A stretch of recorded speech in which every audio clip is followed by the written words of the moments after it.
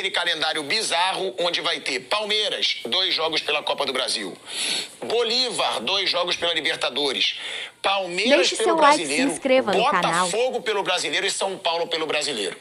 Essa sequência do Flamengo vai ser ali pesadíssima. E agora o Flamengo tem o Vitória e vai ter o Atlético Goianiense, né? Em seguida.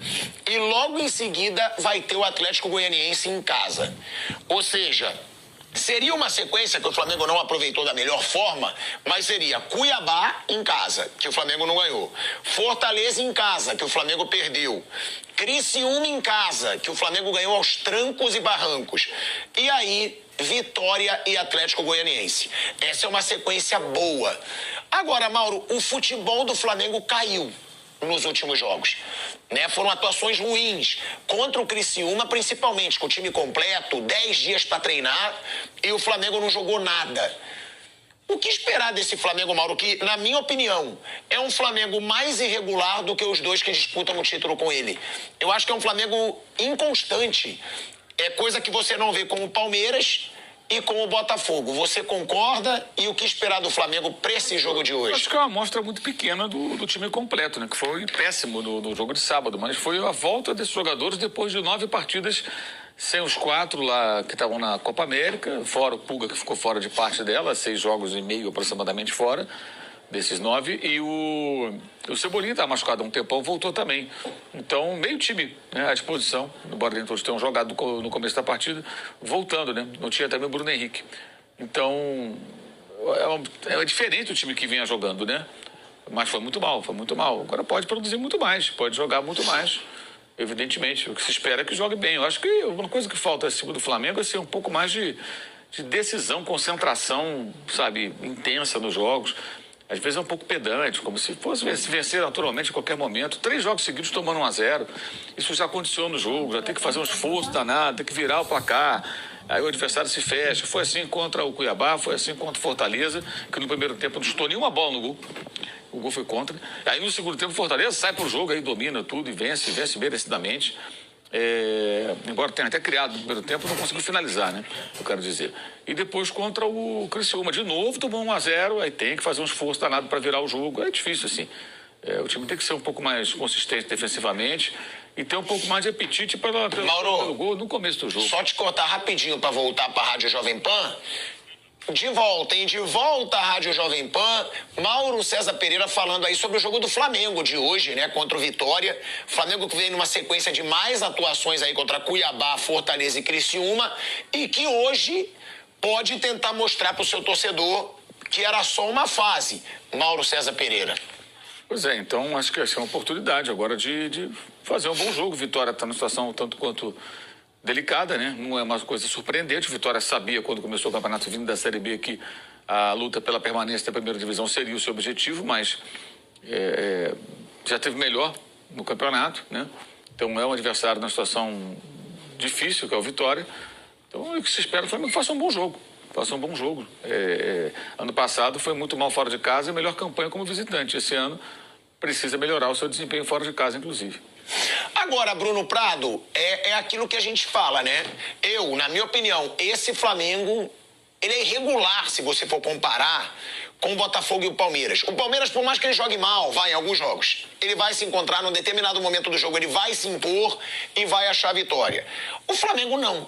O Flamengo é um time que, quando ele tá mal, ele é péssimo. Ele é péssimo. Ninguém diz que é um time que tem uma folha salarial de 45 milhões de reais.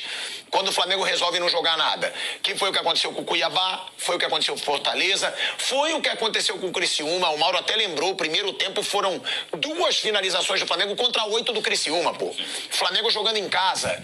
O que acontece com esse time do Flamengo? Por que esse Flamengo tem apagões? E não são apagões de um jogo, não. Apagões de fase. Que outros clubes não têm.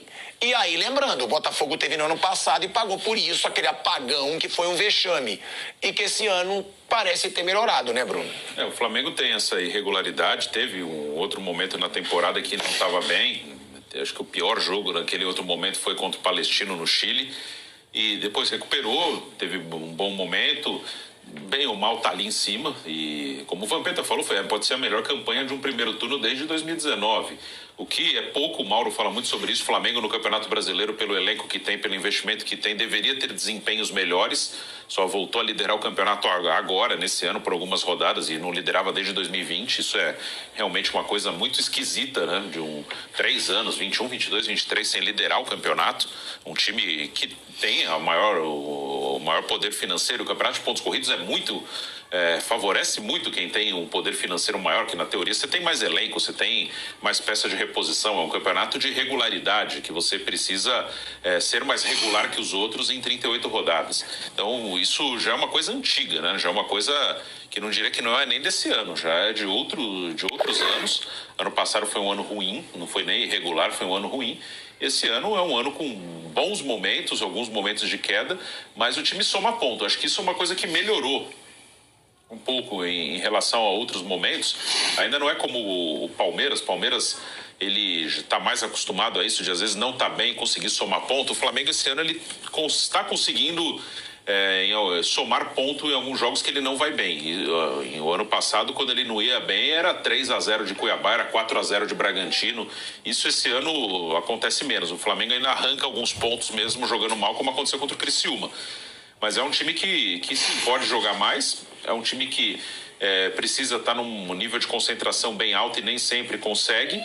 E, pelo menos é um time que consegue buscar mais resultados. Mas é um time que vai ter esses altos e baixos. E me parece mesmo característica dos jogadores, do elenco, de em alguns momentos acomodar com alguns bons resultados, alguns bons jogos. Eles sabem da capacidade deles. Então pode acomodar quando tem alguns bons momentos, mas é um Flamengo que vai brigar por tudo ali. Tem um confronto com o Palmeiras, alguém vai ter que cair na Copa do Brasil, mas é um time que tem toda a condição de brigar pelo título brasileiro, tem condição de ser campeão brasileiro, e na Libertadores também acho que o sorteio foi bem favorável para chegar pelo menos numa semifinal. É um Flamengo que muitas vezes é uma incógnita, velho Vamp, na minha opinião. O Flamengo hoje não vai ter o Wesley e não vai ter o Pulgar. Só que aí vai entrar o Varela, que é o titular da posição, né? Tava na Copa América e aí o Wesley se firmou, mas aí o Wesley tá com lesão na coxa e tá fora. Volta o Varela. O problema é no meio-campo, porque pra mim o Alan é a grande decepção desse Flamengo. Por enquanto, assim, de investimento, não tá jogando nada. Teve uma ou duas boas atuações, tá bom. Foi um jogador caro, entrega muitos jogos, que bola que ele perde, sai gol do adversário e o Flamengo perde pontos. O Alan, por enquanto, na minha opinião, é uma das grandes decepções aí desse time do Flamengo, das contratações do Flamengo. Eu colocaria o Léo Ortiz. Dane-se, o Tite contratou o Léo Ortiz pro Léo Ortiz não jogar, gente. O Léo